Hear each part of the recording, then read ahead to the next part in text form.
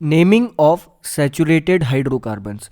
अगर हम saturated hydrocarbons के एग्जाम्पल्स देखें तो सैचुरेटेड हाइड्रोकार्बन्स के कुछ एग्जाम्पल्स हैं लाइक CH4, इसके बाद C2H6, इसके बाद C3H8, next C4H10 and next C5H12।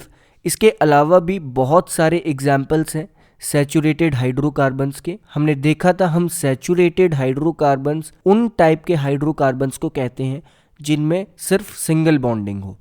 ये सारे हाइड्रोकार्बन्स सिंगल बॉन्डिंग वाले हाइड्रोकार्बन्स हैं, विच मीन्स कि हम इनके नेमिंग के सेकेंड पार्ट में एन वर्ड का यूज करेंगे। बट इन सभी के नेमिंग करते टाइम फर्स्ट पार्ट किस टाइप से होंगे, वो होंगे इनके अंदर प्रेजेंट कार्बन के नंबर ऑफ एटम्स के अकॉर्डिंग। फर्स्ट अगर हम CH4 की बात करें, उसके अंदर सिर्फ एक कार्बन का एटम है, विच मीन्स उसकी नेमिंग का फर्स्ट पार्ट होगा मिथ, और इसमें कहीं भी डबल बॉन्ड नहीं है, विच मीन्स सेकेंड पार्ट होगा एन।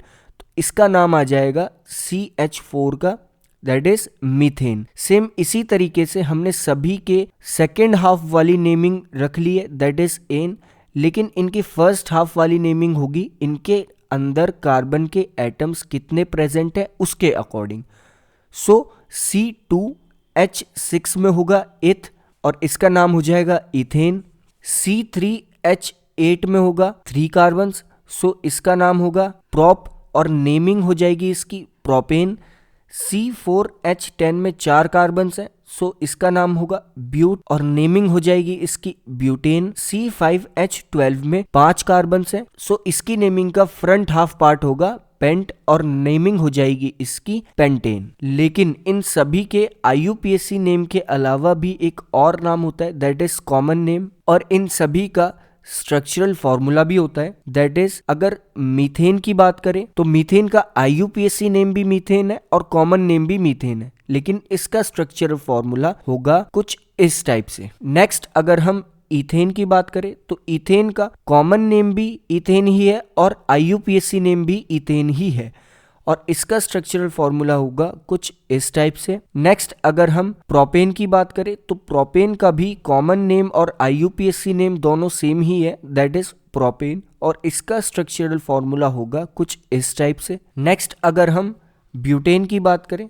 तो ब्यूटेन का कॉमन नेम होता है N ब्यूटेन और इसका IUPAC नेम है ब्यूटेन, जो कि अभी हमने खुद डेराइव करा था। इसके बाद इसका स्ट्रक्चरल फॉर्मूला होता है कुछ इस टाइप से। नेक्स्ट अगर पेंटेन की बात करें तो पेंटेन का कॉमन नेम होता है दैट इज N पेंटेन और IUPAC नेम इसका होता है पेंटेन, जो कि हमने अभी खुद डेराइव करा था, और पेंटेन का स्ट्रक्चर होगा कुछ इस टाइप से। यहाँ पे हमने 2 चीज़ों की नेमिंग में N अल्फ़ाबेट का यूज़ करा है।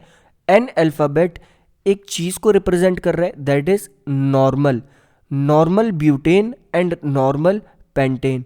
अब इनके आगे नॉर्मल या N अल्फ़ाबेट का क्यों यूज़ करा गया, बिकॉज हमने अभी तक देखा कि किसी भी हाइड्रोकार्बन में अगर 4 कार्बन्स है तो उसका नाम हम ब्यूट से रखेंगे, जो कि इस केस में है ब्यूटेन। बट 4 कार्बन्स हमेशा एक स्ट्रेट चेन में होने चाहिए, तभी उसका नाम ब्यूटेन रखा जाएगा। अगर किसी हाइड्रोकार्बन के पास 4 कार्बन है बट स्टार्टिंग के 3 कार्बन्स आपस में एक स्ट्रेट चेन में है, लेकिन एक कार्बन मिड वाले कार्बन से अटैच है, तो इसका नाम ब्यूटेन नहीं आएगा, इसका कुछ और नाम आएगा, जो कि हम अपने नेक्स्ट टॉपिक में करेंगे, दैट इज ब्रांच और चेन हाइड्रोकार्बन्स की नेमिंग। कोई भी हाइड्रोकार्बन्स फॉर्म होंगे तो वो सिंपली चेन में नहीं ब्रांच्ड फॉर्म में भी फॉर्म हो सकते हैं। लाइक हमने 5 कार्बन्स को एक स्ट्रेट चेन में अटैच करा, इसके बाद 3 कार्बन्स हमने कहीं भी ब्रांच में अटैच कर दिए। इस टाइप के स्ट्रक्चर को हम चेन ब्रांच्ड स्ट्रक्चर कहते हैं, और इनकी नेमिंग अब हम अपने नेक्स्ट टॉपिक में करेंगे कि हम चेन ब्रांच्ड स्ट्रक्चर की नेमिंग किस टाइप से करते हैं। IUPAC nomenclature for branched chain saturated hydrocarbons.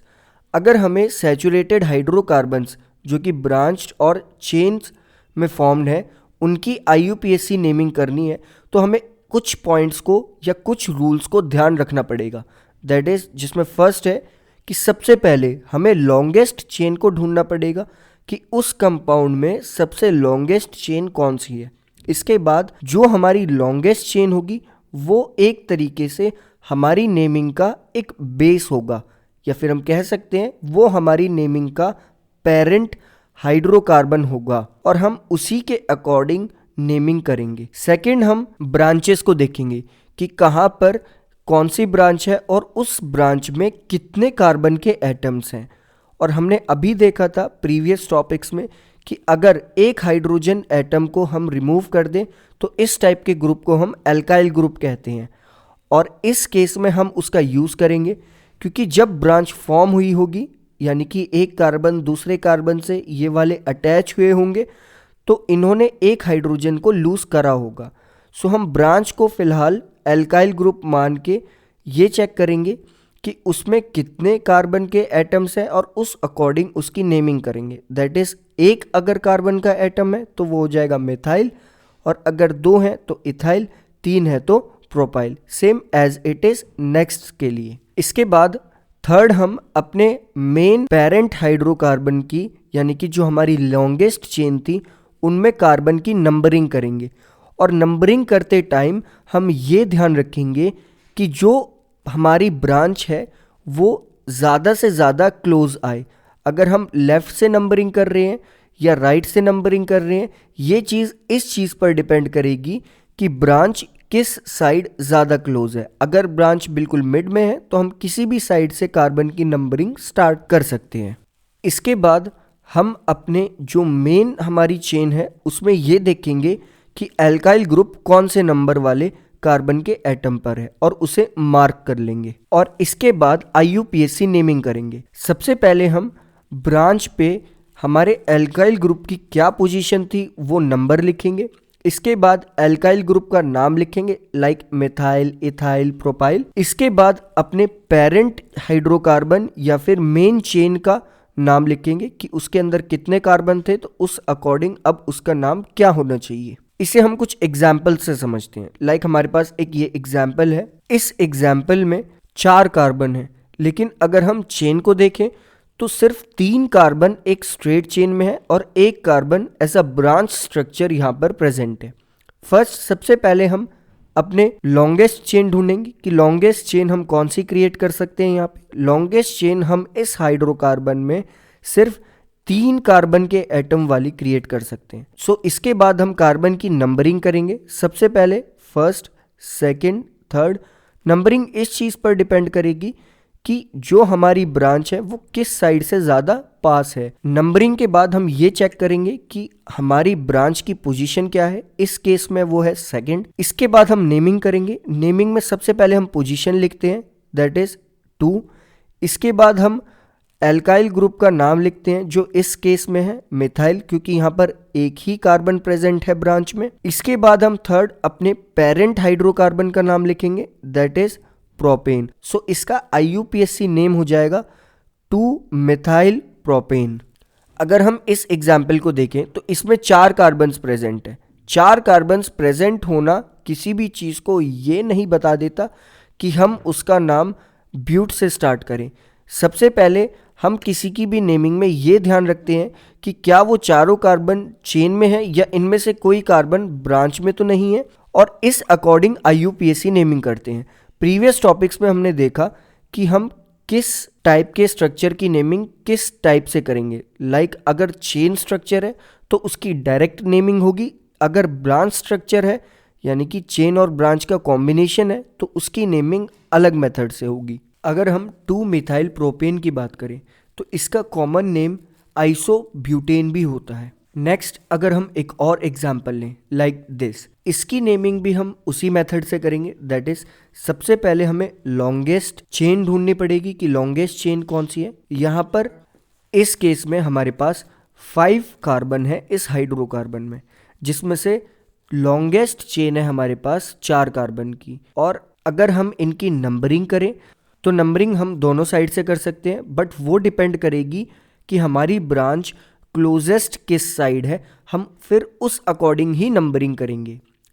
हम इस केस में नंबरिंग लेफ्ट साइड से स्टार्ट करेंगे, दैट इज 1 2 2 पे, यानी कि सेकेंड पोजीशन पे हमारा एल्काइल ग्रुप है, दैट इज इस केस में है मिथाइल।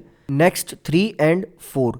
अब हम नेमिंग करें तो सबसे पहले हम अपने ब्रांच की पोजीशन लिखते हैं, दैट इज 2। इसके बाद उसका नाम लिखते हैं, दैट इज मिथाइल इस केस में। इसके बाद हम अपने मेन चेन यानी कि पेरेंट हाइड्रोकार्बन का नाम लिखते हैं, जो इस केस में होगा ब्यूटेन। सो इस कंपाउंड या इस हाइड्रोकार्बन की नेमिंग हो जाएगी 2 मिथाइल ब्यूटेन। रॉन्ग नेमिंग क्या होगी इसकी? रॉन्ग नेमिंग होगी अगर हम लेफ्ट साइड की बजाय राइट साइड से अगर नंबरिंग स्टार्ट करें तो हमारी ब्रांच 4th नंबर पे या 4th पोजीशन पे आएगी। रॉन्ग नेमिंग होगी इसकी 3 मिथाइल ब्यूटेन। और ऐसा क्यों होगा? क्योंकि हमने रूल्स में देखा था कि IUPAC नेमिंग के रूल्स के अकॉर्डिंग हम पोजीशंस उस अकॉर्डिंग मार्क करते हैं जिसमें ब्रांच सबसे क्लोजेस्ट हो या उसे सबसे स्मॉलेस्ट नंबर मिले, और इस हाइड्रोकार्बन का कॉमन नेम होगा आइसोपेंटेन।